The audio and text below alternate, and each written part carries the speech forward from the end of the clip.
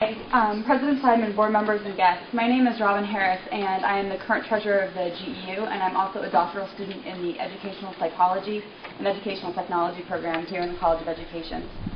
We have all heard today about the financial realities of our community and the difficult decisions that must be made in accordance with these constraints. Elizabeth and I come today as representatives of the Graduate Employees Union to give voice to our membership regarding the current financial situation. While clearly this is a stressful and unstable situation for many groups on campus, we are well aware that each of these decisions affect our members as graduate students, as teaching assistants, and as members of a diverse and dedicated campus community. For the most part, with some notable exceptions in only a few departments, we know and have been told very little about the decisions being recommended and made that will profoundly impact us in multiple ways. For most of our membership, all we know is that cuts are coming and they will affect us. In other words, much of our membership is currently in a place where they do not know the fate of their program or their jobs. And what we know from the psychological research, of course, is that not knowing the fate of your job, especially in a time of economic instability, can lead to really negative psychological effects. This is all to say that our membership is stressed and worried. However, while there are currently many unknowns for a lot of people in this room, there are several things we believe are known and are critical to keep in mind. First, while we understand that compromises must be made to reconcile budgetary constraints with university needs, those decisions cannot be made in ways that require one or two groups on campus to shoulder the majority of the burden. We stand in solidarity with the other unionized bodies on campus, as well as with faculty and undergraduate students. A cut to one group impacts all groups. The university is an organism comprised of many parts that are mutually reliant. Balancing the budget by shifting the work and adding it to the jobs that different people already do simply will not work. Second, the education provided at MSU is the reason why our members and our students are part of this community. Our members not only work hard to make meaningful contributions to their own fields of study, but are dedicated to the education of undergraduate students and play a large role in this part of the campus community. TAs teach 1/3 of the classes and do 2/3 of the grading on campus. Without maintaining the integrity of these educational experiences, both graduate and undergraduate, MSU cannot continue to hold its place as one of the world's top universities.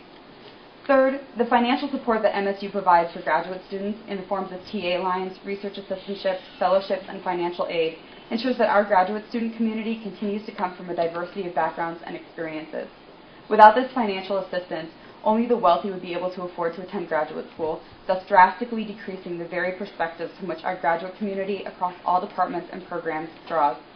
We believe this would negatively impact not only the quality of graduate programs across campus, but also the education undergraduates receive from TA classes. While it is unfortunate that such drastic measures must be taken to maintain a fiscally responsible budget, it is our hope that we can still make changes that maintain the integrity of our wonderful campus community. Thanks, Robin, and thank you to the President, the Board, and all of our guests for listening to our comments today. My name is Elizabeth Pellerito. I'm the President of the Graduate Employees Union this year, and I'm a doctoral student in the Department of English. As Robin said, we do not come before you to ask that you eliminate all cuts to graduate students. We understand, again, that the university is a living organism, and it's time to stop trying to push the financial burden of this crisis onto the shoulders of just the students as a tuition raise, or as excessive cuts to one or two established departments, or just the staff in terms of layoffs, or any other group on their own. We're ready to work together as part of that organism to keep it healthy and thriving. That being said, we do come to you and ask several things today. These aren't requests for funds, and they aren't cost-saving measures. We don't believe they cost the university any money, but they do indicate how healthy that organism is as a whole, how well it can function with respect to all of its components. The first measure we ask for is transparency. To our members, this means being privy to conversations about cuts that directly affect us, either as teaching assistants or as students, as they take place, not months or weeks later when the decisions have already been made behind closed doors. Some graduate students in this university won't know that their programs are recommended for closure until they read about it in the newspaper after this meeting, and that's simply unacceptable. We were pleased to welcome the provost, along with Dr. Curry and Dr. Hewitt, to our last membership meeting. We appreciate the gesture and his candidness, but we want to see that process happen at every level, within programs, departments, colleges, and at the level of the graduate school. Our students have moved their lives and their families to East Lansing, and through their contributions to this community, they have earned the right to be part of the conversation about restructuring the future of the university. It is irresponsible to tell students that they may or may not have a program to return to in the fall without including them in the discussion, that is, the dialogue or the conversation, and not the top-down monologue of what possibilities might remain open to them. Second, the provost has just recommended a list of programs and departments to be cut. We know also that many TA lines will be cut and jobs will be eliminated. We ask that you take steps to ensure that each and every student in these eliminated programs be treated with dignity and respect. Some of them, like the American Studies program, may be absorbed into a larger department. These and dozens of other graduate students across the university will soon be displaced. We believe that they deserve to be treated equitably in their new departmental homes wherever those may be. This means taking steps to make sure that they will be grandfathered in, rather than repeating or revising requirements that they've already finished in their original program. It means careful consideration of how to combine programs so that students do not have to repeat courses. This translates into additional time to degree, which impacts our members' financial and psychological well-being, as well as strains university support for grad students.